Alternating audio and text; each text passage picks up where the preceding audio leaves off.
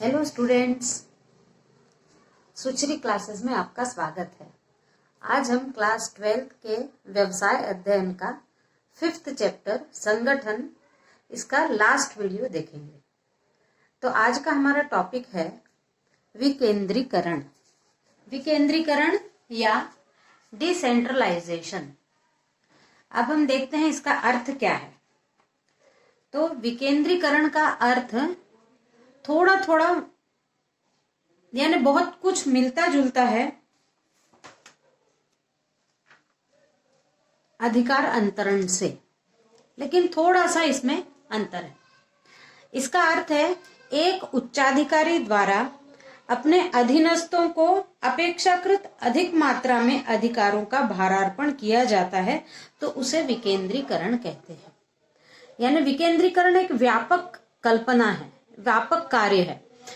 विकेंद्रीकरण में जो उच्च अधिकारी को बहुत बड़ी मात्रा में कार्य मिला होता है, उस कार्य को वो अपने अधीनस्थों को कुछ कार्य को सौंप देता है, लेकिन उसकी मात्रा बहुत ज्यादा होती है। जैसे हमने अधिकार अंतरण में देखा था कि अधिकार अंतरण में कुछ कार्यों को सौंपा जाता है, उसकी तुलना में विकेंद्रीकरण में बहुत बड़ी मात्रा में कार्यों का भारार्पण दूसरे को अपने अधीनस्थ लोगों को सौंप दिया जाता है। ये एक व्यापक है और अधिकार अंतरण थोड़ा संकुचित है, यानी कार्यों को सौंपना और उसके साथ साथ अधिकारों को भी सौंपना। अब इसको और समझने के लिए हम ये देखते हैं कि अधिकार सौंपने को यदि दो से गुणा किया जाता है, तो विकेंद्रीकरण सौंपने के लिए कई से गुणा किया जाता है।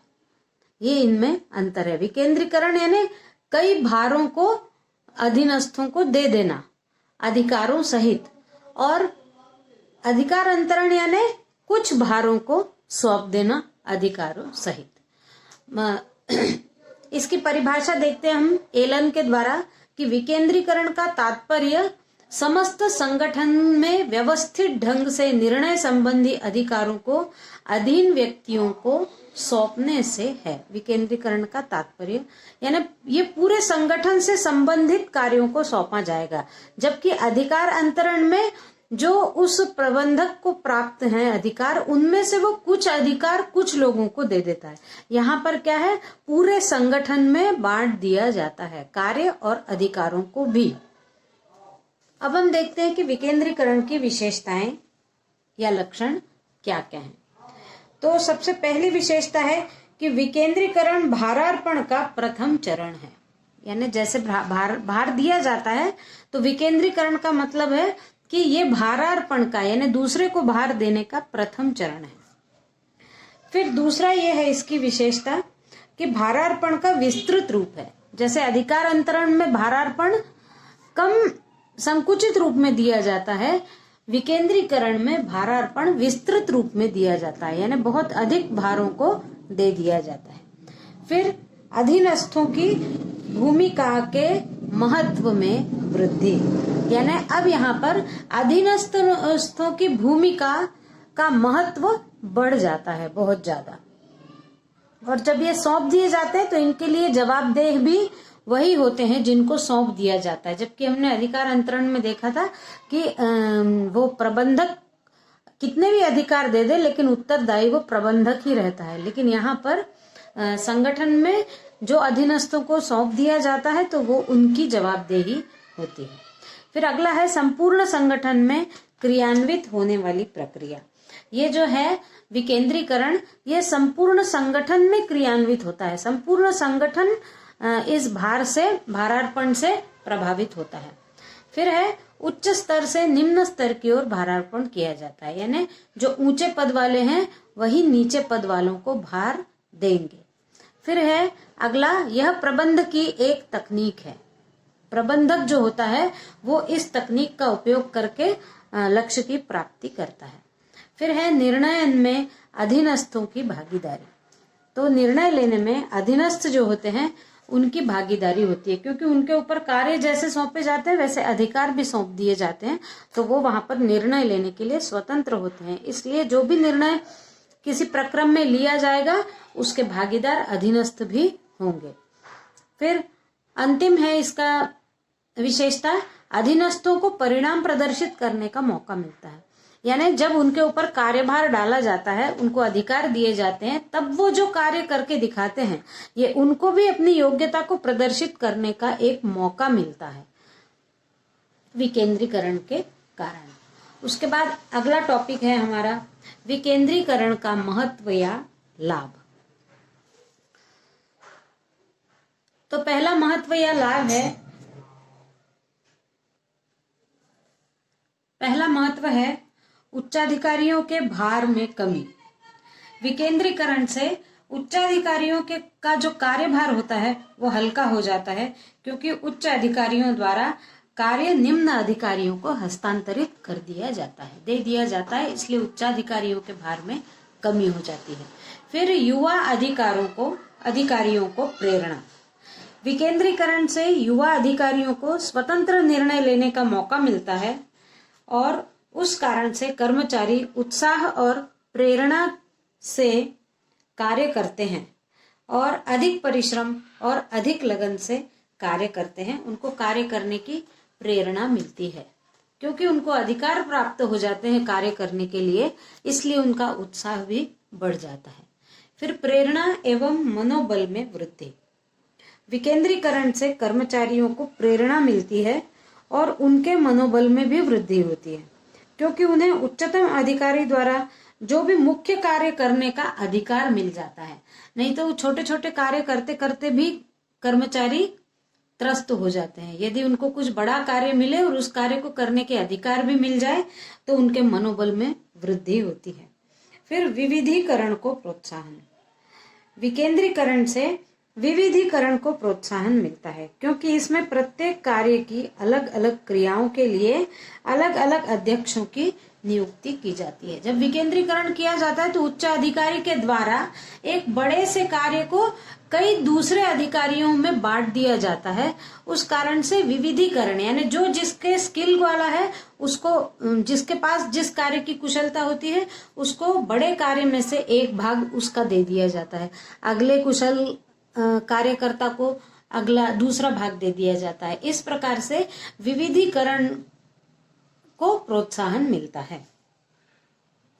फिर निर्णय लेने की सुविधा।